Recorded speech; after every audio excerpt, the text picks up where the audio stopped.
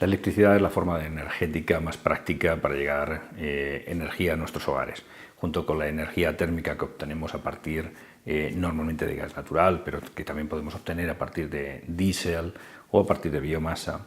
La energía eléctrica se ha convertido en esta fuente energética sencilla, barata entre algunas comillas, pero una fuente energética útil, práctica y que sin duda es responsable de la sociedad del bienestar en la que disfrutamos hoy en día. Vamos a ver cómo llega la electricidad hasta nuestras casas, cómo se genera, cómo se transporta, cómo se distribuye hasta nuestros hogares.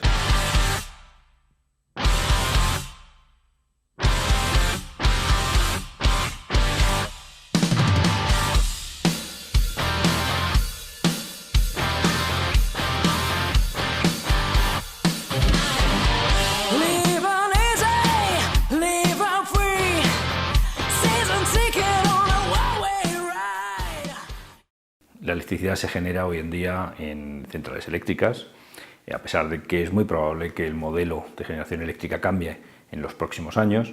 Hoy en día se genera en grandes centrales eléctricas, mayoritariamente pues utilizamos la energía nuclear, la energía procedente de centrales de carbón, la energía procedente de centrales de ciclo combinado y en los últimos años, en los últimos 20 años aproximadamente, las energías renovables han tenido un desarrollo tan importante que hoy en día son prácticamente la primera fuente energética del país. Esta fuente energética se distribuye básicamente entre las grandes centrales y las pequeñas centrales hidroeléctricas, la energía eólica, la energía que se genera a partir de la energía eléctrica que se genera a partir del recurso eólico y la energía eléctrica que se genera a partir de la radiación solar.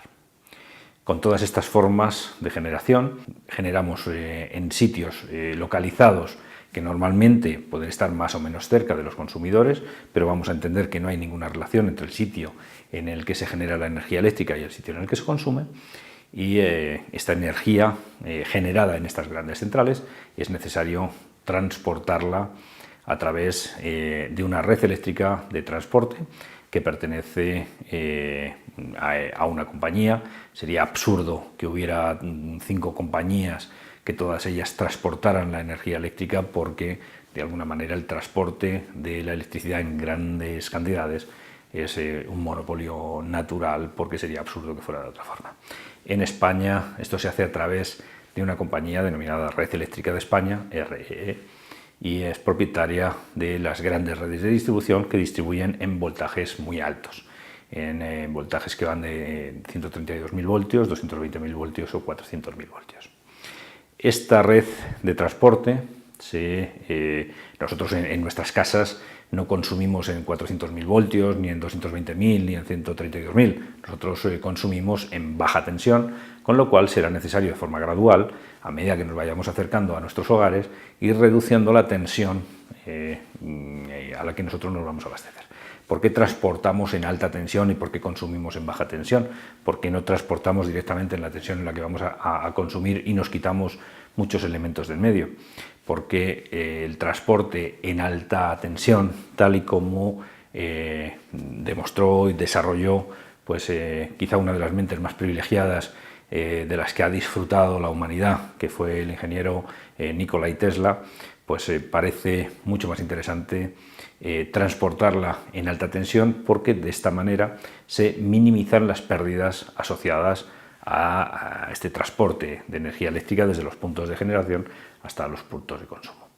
Aumentando el voltaje disminuimos la intensidad, y como las pérdidas son proporcionales a la intensidad, pues cuanto más alto sea el voltaje, más pequeños son los cables y menores son las pérdidas por efecto Joule o por pérdidas térmicas que tenemos en la red.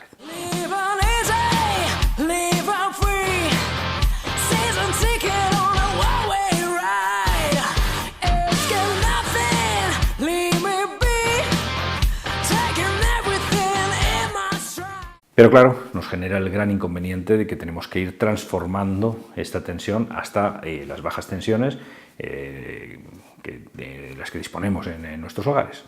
El primer paso será transformar de la red de alta tensión, de la red de transporte, pasar a la red de distribución. En esta red de distribución las tensiones ya son mucho más bajas, pues son tensiones de 66.000 voltios, de 50.000 voltios, de 45.000, de 25.000, de 15.000 voltios, y para ello necesitamos subestaciones subestaciones reductoras que van a ir reduciendo la tensión a medida, como digo, que nos acercamos hasta nuestras casas. En la entrada de nuestros pueblos tenemos una subestación que baja la tensión desde las tensiones de transporte hasta tensiones de distribución.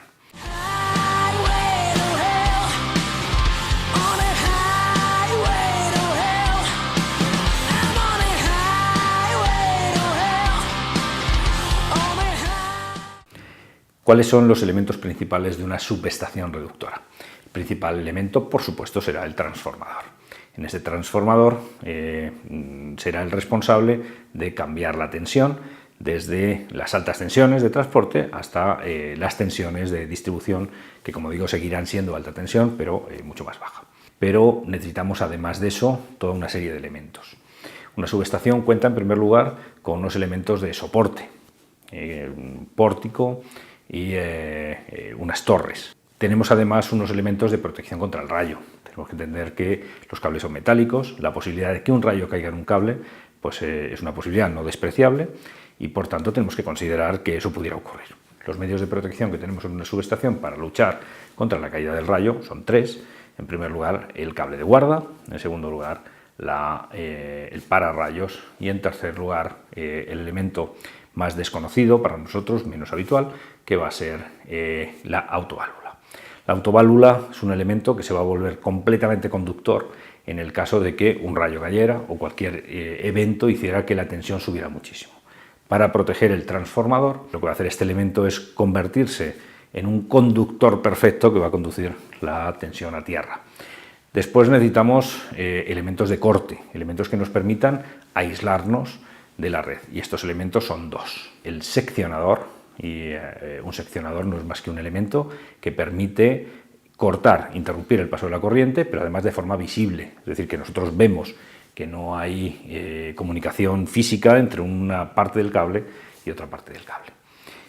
Pero también tenemos el interruptor, un interruptor normal y corriente que interrumpirá, pero claro, teniendo en cuenta que el pequeño chispazo que vemos en nuestro interruptor cuando encendemos la luz de casa, imaginemos cómo es ese chispazo en alta tensión.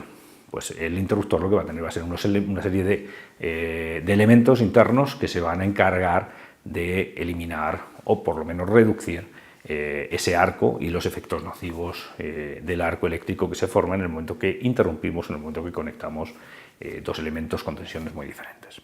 Tenemos a continuación dos elementos que nos van a permitir medir los transformadores de intensidad, los transformadores de tensión. ¿Cómo sabemos cuál es la tensión y la intensidad? No podemos ir con un medidor portátil porque sería peligroso, sería complicado, así que necesitamos instalar online una serie de medidores.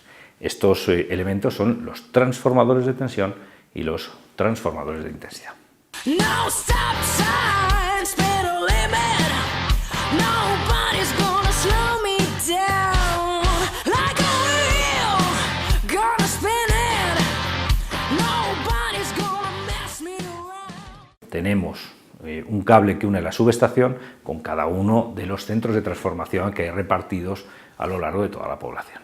En estos centros de transformación, la tensión que llega desde la subestación va a volver a bajar y ya bajará de una forma definitiva hacia la baja tensión. Pero para minimizar las pérdidas, eso tiene que ocurrir ya muy cerca de nuestros hogares.